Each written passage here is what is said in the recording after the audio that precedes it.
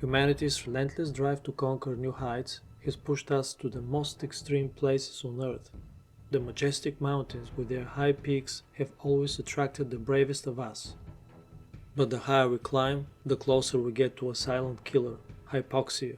Its victims include the 11 climbers who perished on K2 in 2008, including Hugh Dabouret, who was last seen exhausted and running out of oxygen before he fell.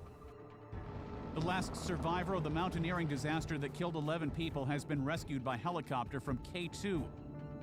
Disaster struck during the descent of a steep gully known as the Bottleneck. 11 climbers died on the world's second highest peak after an avalanche swept some climbers away and stranded others. At high altitudes, the percentage of oxygen in the air stays the same, about 21%, but the air pressure drops dramatically. This means that with every breath one takes, there are simply fewer oxygen molecules entering the lungs. The body is starved for the vital fuel it needs to function.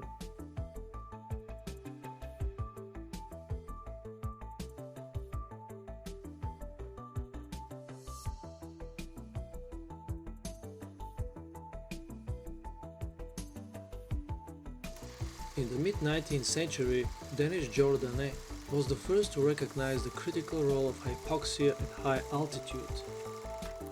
He connected high-altitude symptoms to low oxygen levels, which was similar to anemia.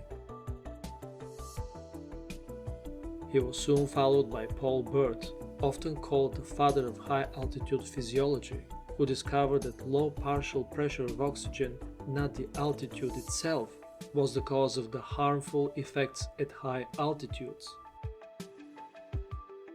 The first response of the body is a frantic attempt to compensate.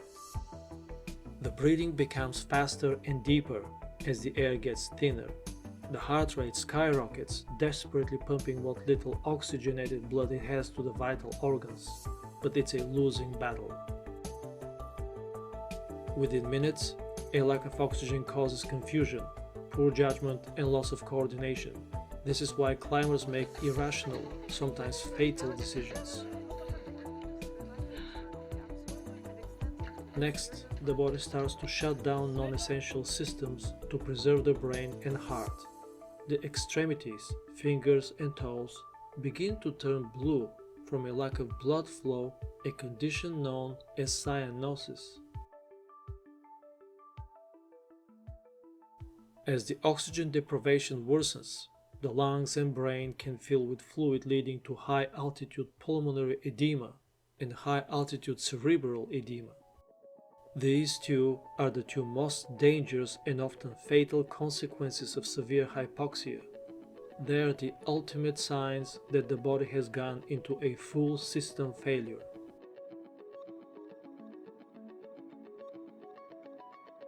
This sequence of events, from frantic compensation to organ shutdown, is the reason hypoxia is so deadly. It's not a single event, it's a terrifying progressive collapse of the body's life support systems.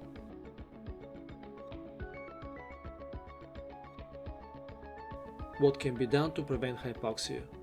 The best defense is acclimatization. The simplest and most effective prevention is to ascend slowly. A good rule of thumb is climb high, sleep low. This means that one can hike to a higher altitude during the day, but return to a lower altitude to sleep. This gives the body time to adjust overnight. Also, it is important to take full rest days every few thousand feet of elevation gain. This allows the body to produce more red blood cells, which are vital for carrying oxygen. For the highest peaks, like Everest and K2, supplemental oxygen is a necessity for most climbers. This provides the body with the oxygen it needs to function despite the thin air. Portable hyperbaric chambers can also be used. They are small pressurized bags that simulate lower altitude, giving a severely hypoxic person a chance to recover before they can be evacuated. As beautiful as they are, Mountains hide a silent danger. To reach these new heights, one must always respect the power of high-altitude environments.